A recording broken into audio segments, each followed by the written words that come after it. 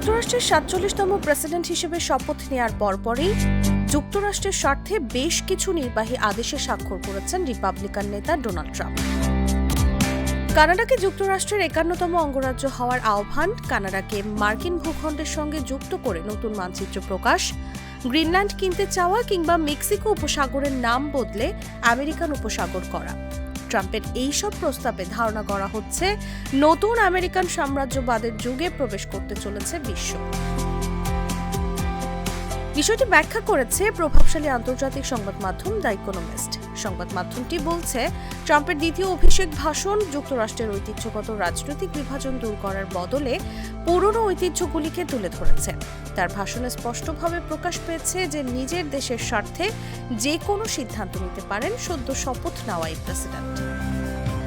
Donald Trump ১০০ বছরেরও বেশি সময়ের মধ্যে প্রথম মার্কিন প্রেসিডেন্ট যিনি নতুন ভূখণ্ড অধিগ্রহণের আহ্বান জানিয়েছেন, এমনকি মঙ্গল গ্রহেও। ইকোনমিস্টের মতে তিনি একমাত্র প্রেসিডেন্ট যিনি তার বক্তৃতায় উইলিয়াম ম্যাককিনলেকে একজন মহান প্রেসিডেন্ট হিসেবে উল্লেখ করেছেন। ম্যাককিনলে ১৮৯৭ সালে যুক্তরাষ্ট্রের ২৫তম প্রেসিডেন্ট হিসেবে দায়িত্ব গ্রহণ করেছিলেন ও পানামা খাল নির্মাণে তার গুরুত্বপূর্ণ ভূমিকা ছিল। ট্রাম্প পানামা খালের নিয়ন্ত্রণ নিয়ে বিশেষভাবে আগ্রহী। তিনি মনে করেন খালটির মালিকানা নিয়ে স্বাক্ষরিত চুক্তি লঙ্ঘন করা হয়েছে ও এটি বর্তমানে চীনের নিয়ন্ত্রণে রয়েছে। সম্প্রতি ট্রাম্পের ভাষণের সবচেয়ে চমকপ্রদ মন্তব্য ছিল, আমরা পানামা খাল পুনরায় দখল করতে যাচ্ছি।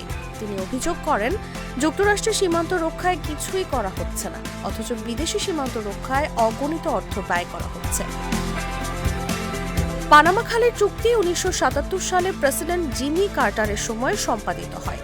তখন থেকেই যুক্তরাষ্ট্রের অনেক রক্ষণশীল নেতা ও সাধারণ নাগরিক এই চুক্তিকে যুক্তরাষ্ট্রের সঙ্গে বিশ্বাসঘাতকতা হিসেবে বিবেচনা করে আসছে।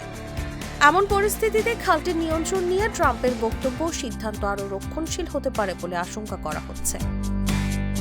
তবে ট্রাম্প শুধু পানামা খালের পুনরুদ্ধারের কথাই বলেননি, তিনি যুক্তরাষ্ট্রের ভূখণ্ড সম্প্রসারণের প্রসঙ্গও তুলেছেন।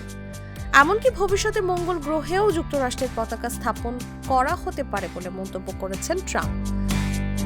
শুল্কের বিষয়েও ট্রাম্পের দৃষ্টিভঙ্গি ম্যাককিনলের সঙ্গে মিলে যায়। ম্যাককিনলে ১৮৯৭ সালে ডিংলে অ্যাক্ট স্বাক্ষর করেন, যা শুল্ক ৫০% ওপরে নিয়ে যায়। ট্রাম্পও একইভাবে শুল্ককে ব্যবহার করে বিদেশি অর্থ থেকে জাতীয় কোষাগার সমৃদ্ধ করার কথা বলেছেন। ট্রাম্প ঘোষণা দিয়েছেন যুক্তরাষ্ট্র নতুন একটি স্বর্ণযুগে প্রবেশ করতে যাচ্ছে। তবে তার কার্যক্রমের দিকে তাকালে মনে হয় তিনি গিল্টেড যুগে ফিরে যেতে চান। ১৮৭০ দশকের শেষ থেকে ১৮৯০ দশকের শেষের সময়কালকে যুক্তরাষ্ট্রের গিল্ডেড যুগ হিসেবে বর্ণনা করা হয়। যদিও অনেকের মতে এটি এমন একটি যুগ যার কোনো নির্দিষ্ট শুরু বা শেষ নেই। ওই যুগে যুক্তরাষ্ট্রের ব্যবসায়ী পরিবারগুলো ব্যাপক হারে সম্পদ সঞ্চয় করেছিল। শিল্প বিপ্লব থেকে লাভ, রেলপথ নির্মাণ, নগরায়ন, ওয়াল স্ট্রিট ও ব্যাংকিং শিল্পের উত্থান, গৃহযুদ্ধ ও পুনর্গঠন থেকে আর্থিক লাভ, ইস্পাত উৎপাদন ও নতুন নতুন প্রযুক্তি আবিষ্কারে সমৃদ্ধ হয়েছিল মার্কিন অর্থনীতি।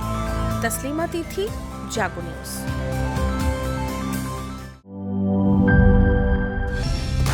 কালার এক্সপার্ট, জর্জ স্যাপ এবং মাইল্ড অন হ্যান্ডস টেকনোলজি সমৃদ্ধ অরিক্স ক্রিস্টাল ওয়াশ আপনার লন্ড্রি এক্সপার্ট।